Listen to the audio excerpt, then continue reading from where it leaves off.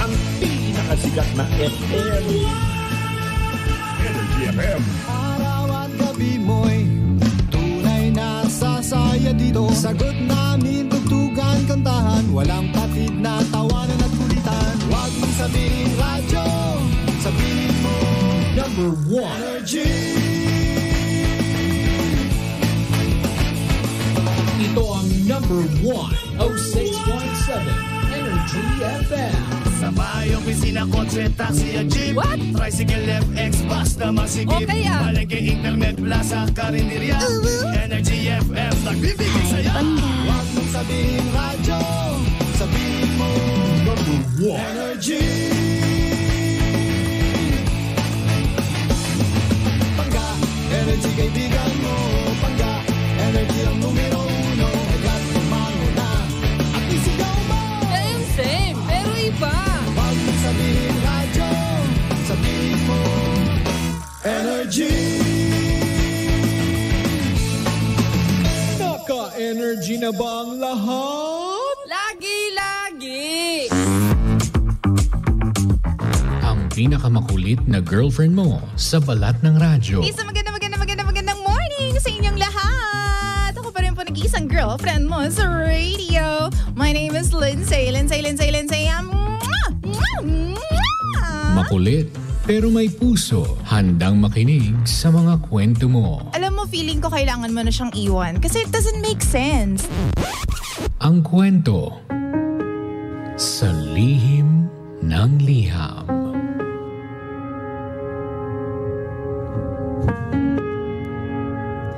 Mahal kong Lindsay. Sana po matulungan po ninyo ako sa problema ko. Kasi hindi ko na po alam kung anong gagawin ko. Ang alam ko lang po, kasalanan ko naman ang mga pangyayari.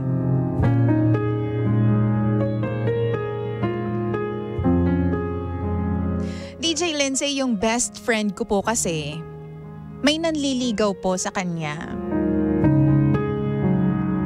Tapos, pinakilala niya po sa akin yung manliligaw niya para kilatisin ko daw. Tapos itong si Guy, sa akin na nagtatanong ng mga wants and needs ng best friend ko. Alam mo na, para mas mapalapit agad siya sa kaibigan ko. So technically, DJ Lindsay, ako po yung naging tulay sa kanilang dalawa. Palagi pong nag-update si Guy like kung nasa work na siya or kung nakauwi na ba siya ng bahay. Tapos sa katagalan, sila hindi na masyadong nagkakaunawaan. Kasi nga, naging busy na sila pareho sa trabaho. Tapos since madalas nga nagbabangayan na sila, nag-decide yung kaibigan ko na patigilin na yung guy sa panliligaw sa kanya. Etong lalaki naman dahil nasaktan siya sa nangyari, ang ginawa niya po, binlock niya yung kaibigan ko. So ako naman bilang best friend nung friend ko na yun, sinabi ko dun sa guy na, sige na, i-block mo na rin ako kasi wala na namang rason para mag-communicate pa tayo. Kaso ayaw niya pong gawin yun, DJ Lindsay. Ang sabi niya sa akin, naging tropa niya na raw ako. Mapagkakatiwalaan na kaibigan. Ako naman ayoko po talagang mag-assume, DJ Lindsay. Ayoko pong mag-isip ng mga bagay-bagay. Kaya po hindi ko siya magawang i-block. Tapos nagtanong na ako doon sa BFF ko sa mga nagiging galaw nitong si Guy lately. Ang sabi po sa akin ng friend ko,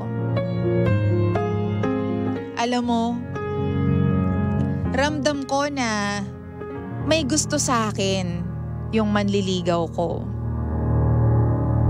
Pero alam mo, sa katagalan, sa'yo na siya nahulog. Ikaw na yung madalas na bukang bibig niya. Palagi kanyang tinatanong sa akin, sa totoo lang. Siguro hindi niya lang maamin-amin sa'yo.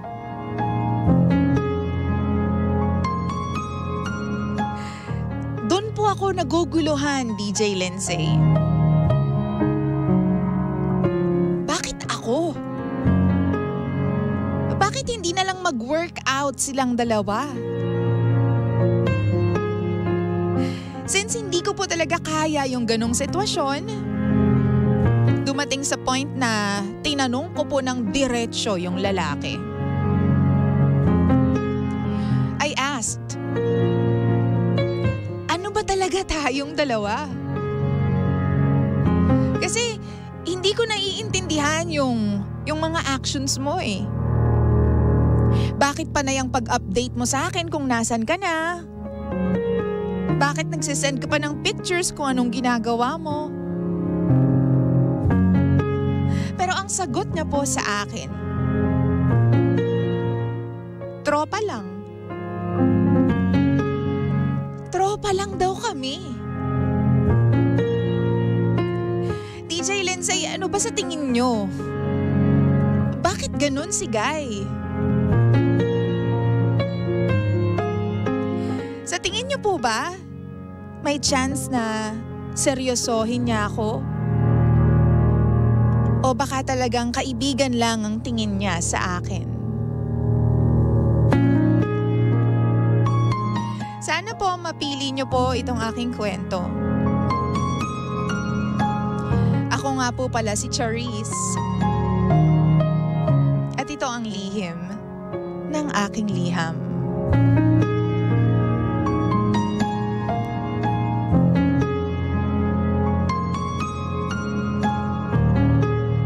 Lihim ng liham.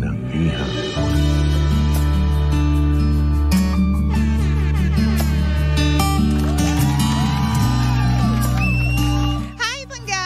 Sa lahat po ng mga kakatune in palang, welcome to Lihim ng Liham.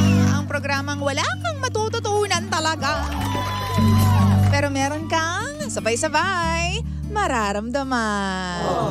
Achuchu. Hoy, 9:15 na po ng umaga. Ako pa rin po ang inyong abang lingkod. Ako po nag-iisang girlfriend mo sa radio. My name is Angel Oxin. Ako po si Lindsay. Hello muna kay Ate Faye Lara at saka kay Ate Yoli Regodon na talaga naman pong always present kahit anong mangyari, kahit nasa ang parte man sila ng mundo. Ayan, thank you so much for tuning in. Ganun din si Joseph Poblete na biglang nabuhay. Nagpahinga siya for a bit. And hello po sa lahat ng mga nakikinig sa kanilang mga bahay, sa opisina, and sa mga daan. Nasa loob ka ba ng sasakyan? Nasa loob ka ng jeep? Oo, sige lang, chill ka lang, dyan ka lang sa loob. Huwag kang tatalon, B. Baka mamaya kung ano mapano ka dyan. Hay nako, isa na naman pong babae ang nalilito dahil sa mixed signals ng lalaki, sabi ni Joseph Poblete. Sa true ka dyan, friendship. Ito na naman po tayo. Ito po yung mga problema na parang high school life o ang high school life. Diba? Parang experience ko to nung high school ako eh. Pero ewan ko din ba, may mga pagkakataon talaga na dapat tutulong ka lang eh. Pero bakit ganun? Diba? Sa'yo na fall yung lalaki. Kasalanan ko bang maganda ako? Kasalanan ko bang likable talaga yung ugali ko? Minsan kung sino pa talaga yung tumutulong lang eh, no? Talagang dahil sa palagi kayong magkausap, palagi kayong magkatsukaran sa mga bagay-bagay.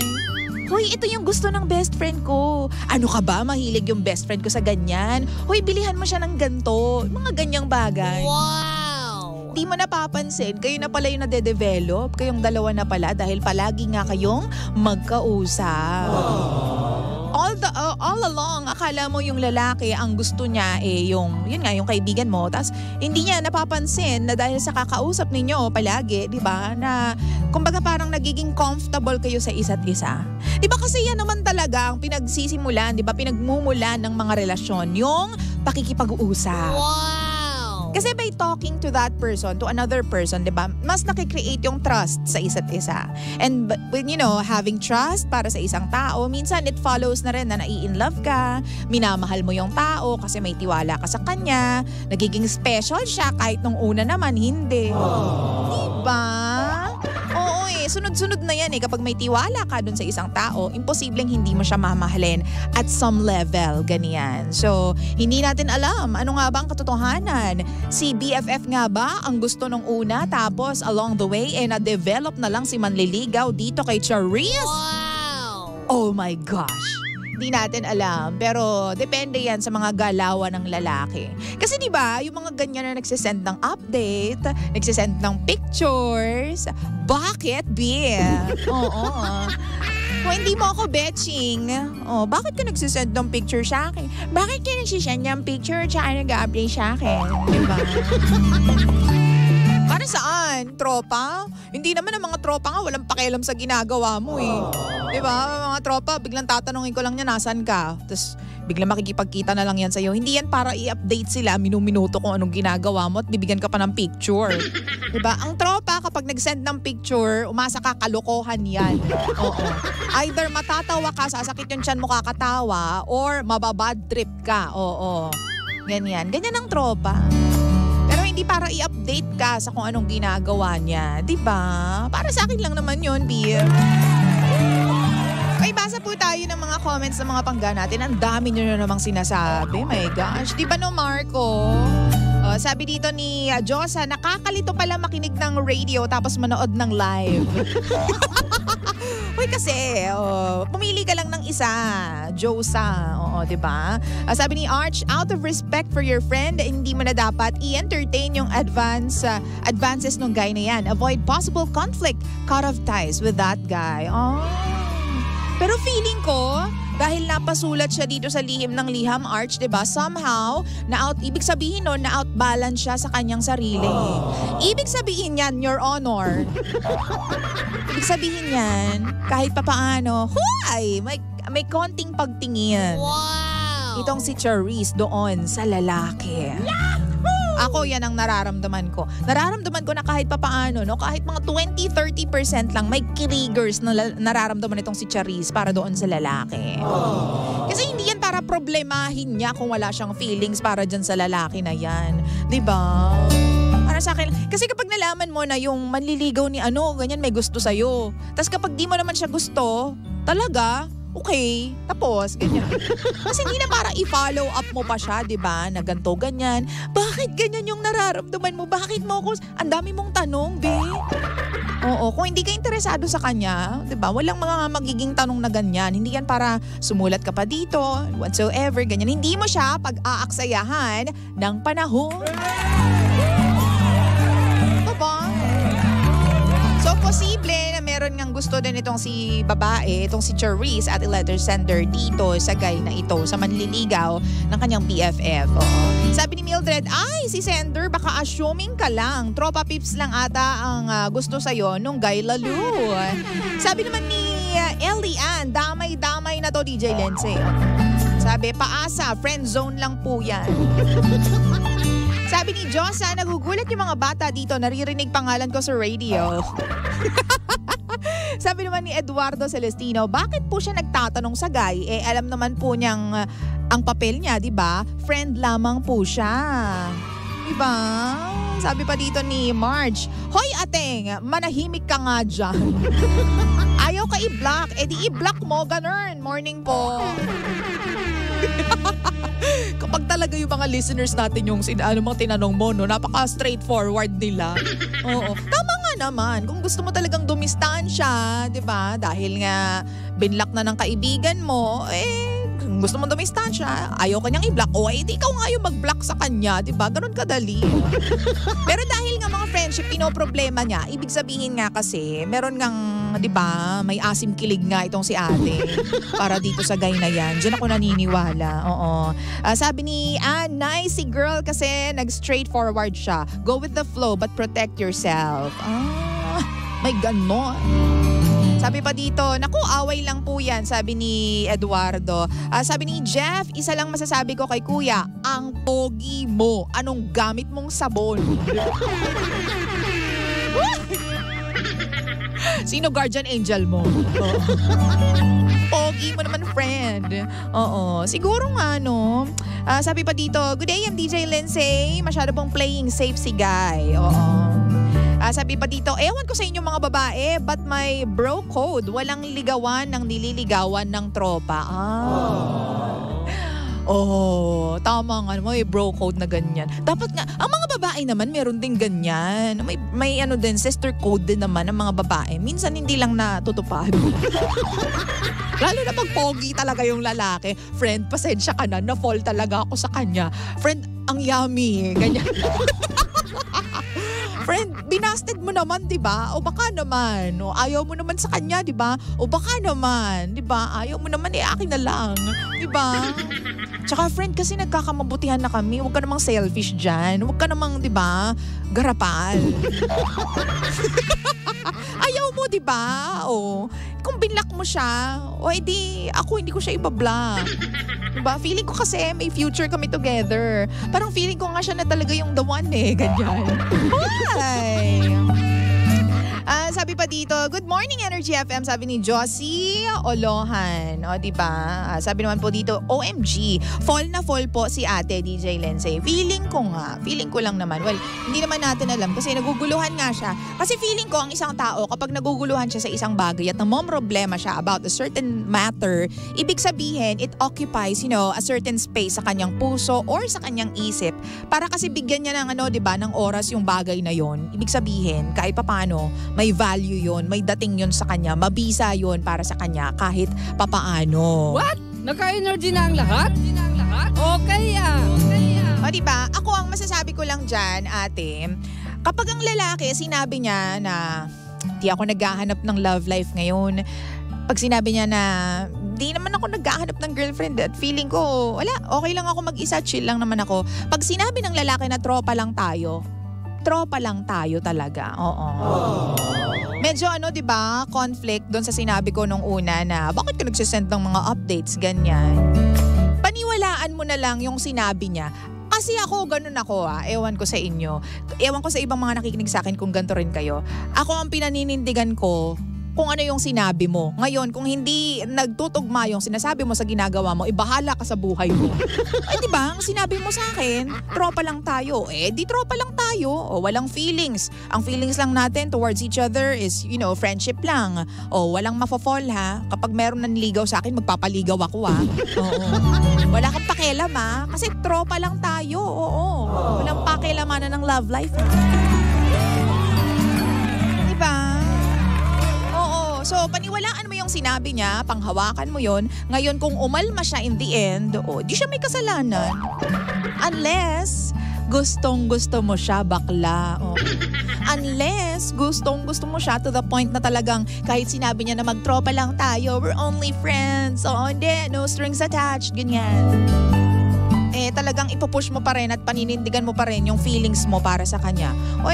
Ikaw bahala. Kasi may mga lalaki na playing safe diba? Tulad ng sinasabi ng mga commenters natin, playing safe si Guy. Kasi when someone better comes along, tropa lang naman ang sabi niya sa'yo, diba? Di pwede siyang mag-jump from one relationship to another, from one magulong sitwasyon to another, that fast, that easy. Sinasabi ko sa'yo, ang ibig ko sabihin dito, kaya niya sinabi na tropa lang kayo is para kung sakali man na makakita siya ng iba, okay lang na iwan ka niya agad kasi wala naman kayong relasyon. Yun. Okay. Kaya, panindigan mo yung sinabi niya na tropa lang kayo. Kapag nag-message siya ng updates, nag-send siya ng picture sa'yo, wag mo siyang pansinin. Kung paano mo itrato yung ibang tropa mo, ganun mo itrato yung lalaki na yan. Hanggang dun lang, hanggang tropa lang. Okay? Nothing more, nothing less. Kapag binigyan ka niya ng 10, bigyan mo siya ng 9. Diba? Pag binigyan ka niya ng 11, bigyan mo siya ng 10, 'di ba? Huwag laging all out. Alam ko masarap yung feeling na, alam mo yun, may challenge yung pag-ibig, yung alam mo yung potential lover mo, medyo kilig-kiligers yung nararamdaman mo. At first, really, nakaka-excite yan. 'Di ba? Masarap sa feeling yung kiligin ka.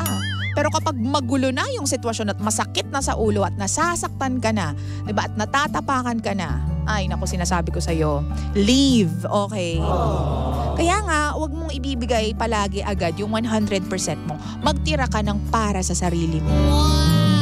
Again, para sa akin lang naman po yan. You guys can have, your own opinions and belief, pero yun yung pinaniniwalaan ko. Again, stick with what he said na tropa lamang kayong dalawa para hindi ka masaktan.